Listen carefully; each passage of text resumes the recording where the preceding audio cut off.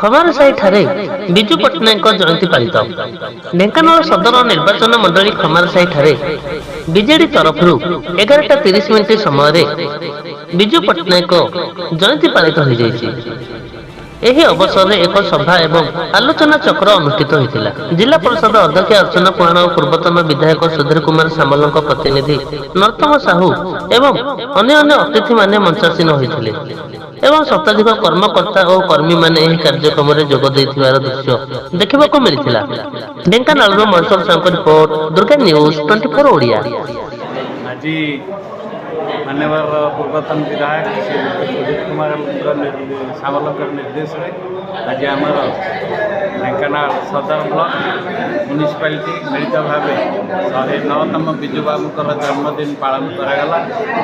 ये जन्मदिन पालन अवसर में प्रत्येक पंचायत प्रतिनिधि मैंने जोगदे जिला परिषद मेम्बर, जिला परिषद अध्यक्षा, आम लीगल सेल अध्यक्ष प्लस आम भाइस प्रेसिडेंट सुकांत बाबू समस्ते आज ये उपस्थित थे। आज बहुत शांति श्रृंखलार सहित समस्त सर्वप्रथमे सकाळे आमर समस्त ढेंकानाल टाउन भितर थिबा समस्त जिला प्रतिमूर्ति महापुरुष मान प्रतिमूर्ति माल्यार्पण करागला।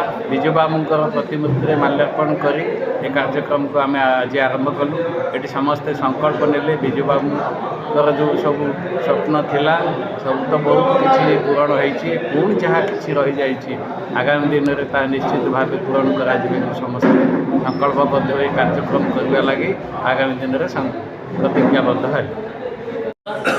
आम गाँव सपन साइड बस्ती सपन घर या विजु बाबू करते सब विजु पट्टनायक आम एवं कौन करुचे आम रंग मारिकी विजु बाबू नाटा को बदलाऊे। पंचायत राज दिवस जन्म होती सारा भारत वर्ष पालन कराऊँगी।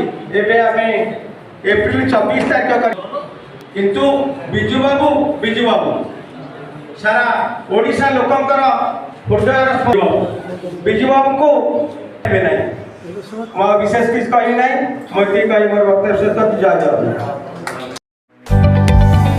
जदि आपंक आम भिडी भल लगा तेब आम चैनल को लाइक, शेयर और सब्सक्राइब करने को जमा भी भूलु नहीं।